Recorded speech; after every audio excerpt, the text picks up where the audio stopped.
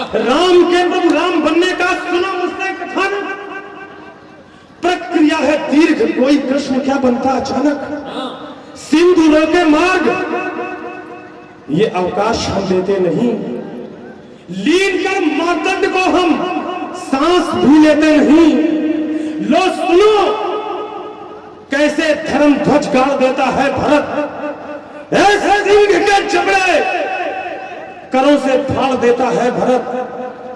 सुन सको तो मानवर गांधी की टंकार सुन लो। व्यूह के सप्तम शिखर से वीर की हुंकार सुन लो। बाली सुन तारा तले के पांव का अड़ना सुनो। अस्मिता के पक्ष में तुम गीध का लड़ना सुनो। एक बार किसी ने प्रश्न पूछ दिया कि गीध को भगवान राम की गोद क्यों मिली। भीष्म पितामह तो इतने बड़े भक्त थे, उनको प्रभु की गोद क्यों नहीं मिली। किसी विद्वान ने जवाब दिया, बस बेटा हो गया, इस मंच पर सबसे खूबसूरत नहीं हूं।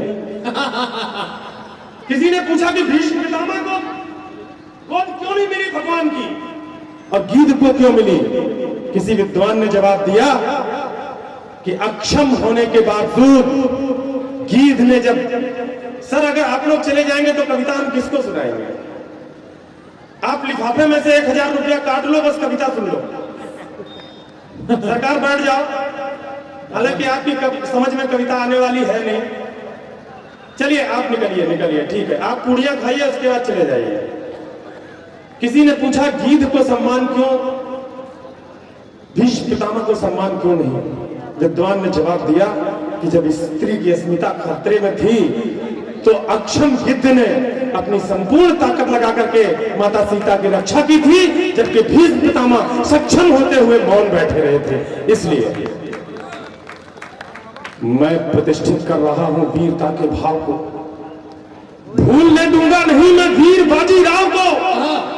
आज चेतक की चरण से ये मंडप ढांक दूं, वीर छत्ता का दुछत्ता छातियों पर टांक दूं, कंठ पर रख दूं। बहुत बढ़िया लोग आ गए सामने, इन्हीं को कविता सुनानी है। बैठ जाओ बेटा, एक बार तालियां बजा करके हौसला बढ़ा दीजिए, जुड़ जाइए एक बार, क्योंकि अब मैं जिस फॉर्म में आ गया हूं उसमें अब इधर उधर आपका आना जाना मुझे स्वीकार नहीं। मन बनाना मेरा, और जो पंक्ति हृदय पर ठक से लग जाए, लगे कि आपके कुलवंश का कोई बड़ा भाई देशभक्ति की सही बात कह रहा है, तो जरा तालियां वालियां बजाते रहना। मैं प्रतिष्ठित कर रहा हूं वीरता के भाव को। अरे भूलने दूंगा नहीं मैं वीर बाजीराव को। आज चेतक की चरण से ये मंडप ढांक दूं, वीर छत्ता का दुछत्ता छातियों पर टांक दूं, कंठ पर रख दूं कहो चौहान की हुंकार को। जो उठी झांसी से उस वीरत्व की टंकार को, बोस को सैल्यूट फिर आजाद का वंदन करूं, सर झुका सरदार के चरणों में अभिनंदन करूं। है बहुत गौरवमयी इतिहास का अभिमान हो, ये जरूरी है हमें इतिहास का सम्मान हो। जागते रहना हमें कमजोर आंका जा रहा, झूठ के बादल में सच का सूर्य ढाका जा रहा। अरे हम विपुलतम ज्ञान के भंडार का हिस्सा रहे, हम जगत की आस्था का भव्यतम किस्सा रहे। मैं वही किस्सा तुम्हें फिर से सुनाना चाहता हूं। देश की मिट्टी के मैं कुछ गीत गाना चाहता हूं, देश की मिट्टी के मैं कुछ गीत गाना चाहता हूं, देश की मिट्टी के मैं कुछ गीत गाना चाहता हूं। पंक्तियां सुनिएगा, देश की मिट्टी के गीत क्यों गाना चाहता हूं। पक्ष या विपक्ष की कक्षा नहीं है मंच, पक्ष या विपक्ष की कक्षा नहीं है मंच, सत्य के समक्ष शीश मिलकर झुकाएंगे। अरे कविता का पारखी समाज है समक्ष आज, दोनों पक्ष मिलकर इस कक्ष को सजाएंगे। सुनने में दक्ष लोग खोले हुए हैं वक्ष, अच्छा सुनाओ तो पलकों बिठाएंगे। अरे तालियां बजाने के लायक पढ़ा तो जाए, दावा है मिलकर सब तालियां बजाए, दावा है मिलकर सब। वाह वाह वाह, निस्संदेह, वाह दादा। एक छंद हेमदत्ता को समर्पित करता हूँ। 40 साल की यात्रा में उन्होंने क्या हासिल, स्वागत है दादा। वाह वाह वाह वाह वाह वाह वाह वाह। कविता को लेकर हम चले हैं कहां से कहां, अध्यक्ष जी। कविता को लेकर हम चले हैं कहां से कहां, कितना गिराया है मान बतलाएं क्या। मुन्नी बदनाम और शीला की जवानी पर लिखी हुई कविता को सुनकर इतराएं क्या। संत चरण आए हैं, मैं प्रणाम करता हूं। एक बार सदन से निवेदन करता हूं, दिव्य मूर्तियां पंडाल में आई हैं, एक बार जोरदार तालियां आदरणीय संत जी के लिए, महात्मा जी के लिए बजा दीजिए। मैं निवेदित कर रहा हूं। स्वागत है। कविता को लेकर हम चले हैं कहां से कहां, कितना गिराया है मान बतलाएं क्या। मुन्नी बदनाम और चोली के प्रतीकों पर लिखी गई कविता को सुनकर इकराएं क्या। तुलसी कबीर सूर मीरा के उदास नैनन से टपके हुए आंसू गिनवाए क्या। अरे कविता के मंच पर मस्खरी के रूप रंग रखे जाएं, उस पर कहो तालियां बजाएं। पढ़ना क्या है। भारती की आरती में दीपक से दमक उठे, शब्दों के प्रसून देश माता पर चढ़ाओ तो भारत की आन बान शान की प्रशस्ति पढ़ो, वीरों की जय का जय घोष लगवाओ तो तालियां तो छोड़ो, सलामी भी देंगे लोग, देश के शहीदों की विरुदावली गाओ तो पंक्तियों में श्वेत हरा केशरिया मिला के रंग, गीतों में अपने तुम तिरंगा लहराओ। गीतों में अपने तुम तिरंगा। बहुत बहुत अभिनंदन। एक कविता अंत में जिसका जिक्र अभी अमित ने किया, निवेदन दादा। राजस्थान का वो गौरव हिंदुआ सूरज, वो सनातन वंश का प्रभाकर राणा प्रताप, महाराणा प्रताप, जिस पर आदरणीय श्याम नारायण पांडे ने शानदार कविता लिखी। देश का बच्चा बच्चा गाता है, रणबीर चौकड़ी भर भर कर चेतक बन गया निराला था, राणा प्रताप के घोड़े से पड़ गया हवा का पाला था। ऐसे महाराणा प्रताप के शौर्य पर कविता लिख दी श्याम नारायण जी ने। मेरी लेखनी में यह शक्ति नहीं थी कि उतनी बड़ी शख्सियत पर मैं कविता लिखता, तो मैंने विषय का चयन किया। मैंने उनकी सवारी चेतक पर एक छोटी सी कविता लिखी है। अगर आप लोगों का आशीर्वाद तालियों के रूप में मिले तो वो चेतक कविता में अद्भुत कविता है। मेरा निवेदन है कि एक बार एक शख्स तालियां बजाकर इस कविता के लिए निवेदन करे। स्वागत सुनिएगा। स्वागत। क्या अंतर था हिंदुस्तान के दूसरे युद्धों में और हल्दी घाटी के युद्ध में? सीधे सीधे निवेदित करता हूं, आपका आशीर्वाद चाहता हूं। स्वागत है। मुगलिया काल में जलालुद्दीन अकबर के गाल पर कमाल के चांटे सा पड़ा था युद्ध। क्या अंतर था? मुगलिया काल में जलालुद्दीन अकबर के गाल पर कमाल के चांटे सा पड़ा था युद्ध।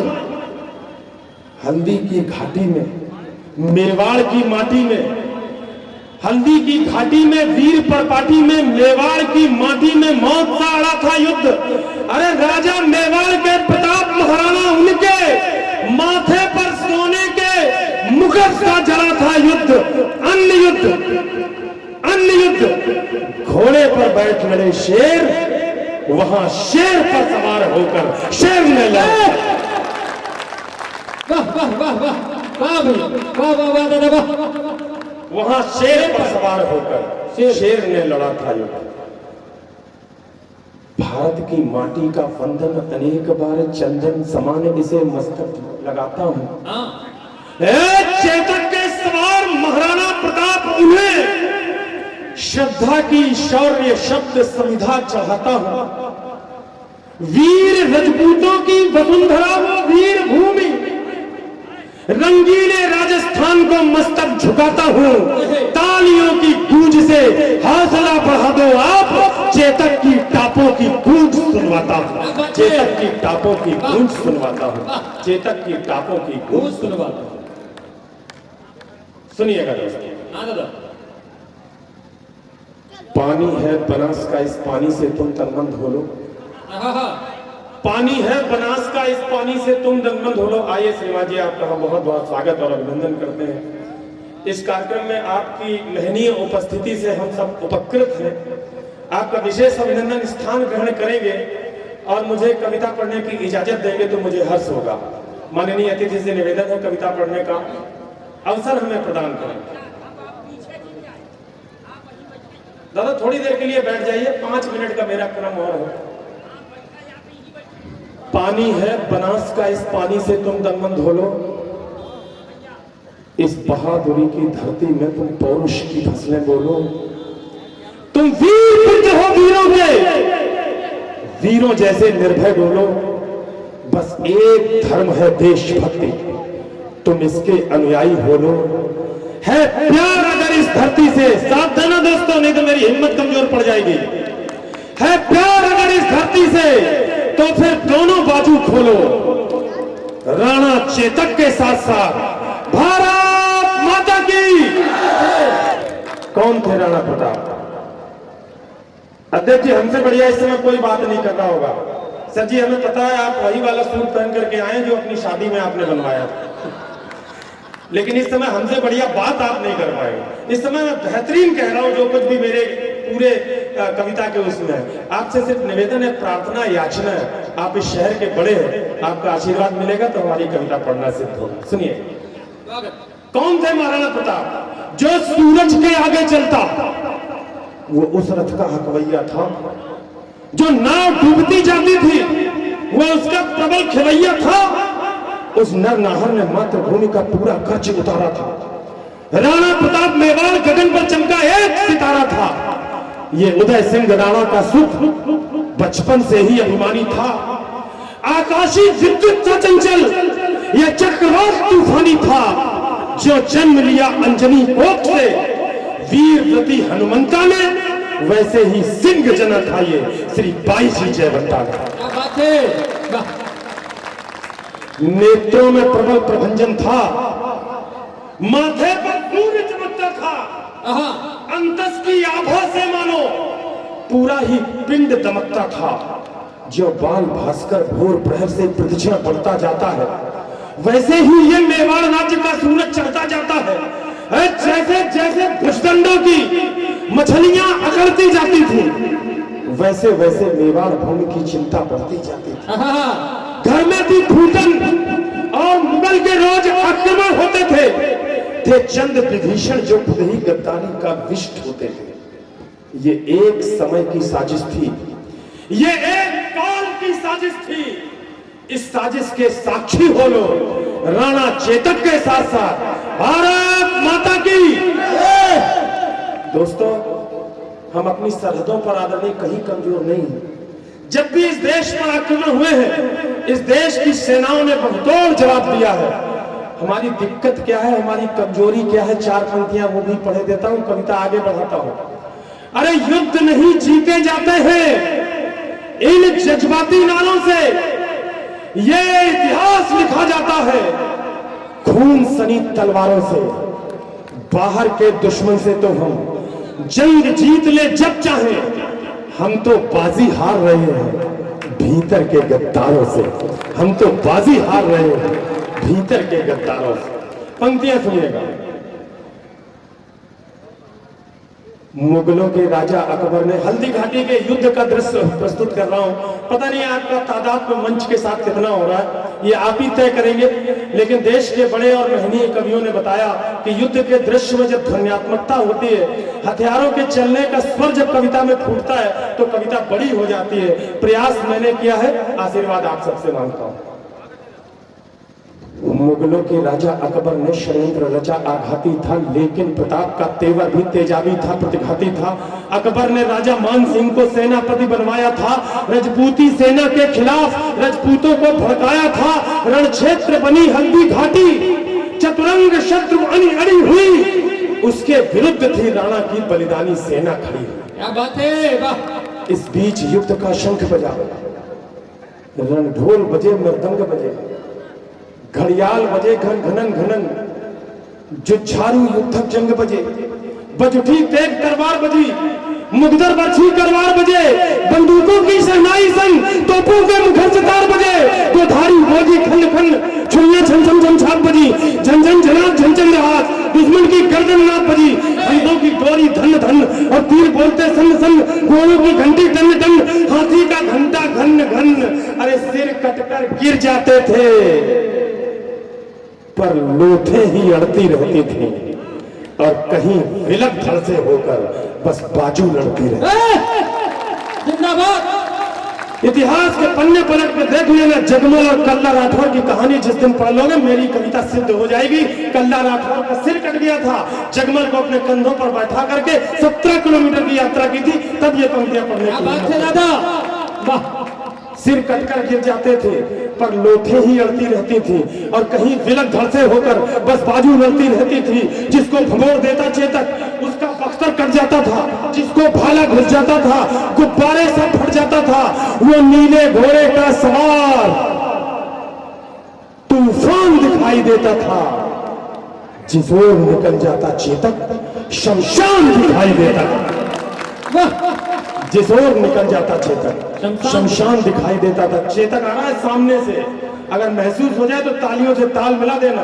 वो नीले घोड़े का सवार तूफान दिखाई देता था, जिस ओर निकल जाता चेतक शमशान दिखाई देता था। टप टप टपाक टप टप टपाक टप टप टपाक टप टप टप टप टपाक पदचाप सुनाई देती थी। चेतक दिखता थोड़ी न था, बस ताप सुनाई देती। जिंदाबाद, वाह, बस ताप सुनाई देती। उस नीले घोड़े का कौतुक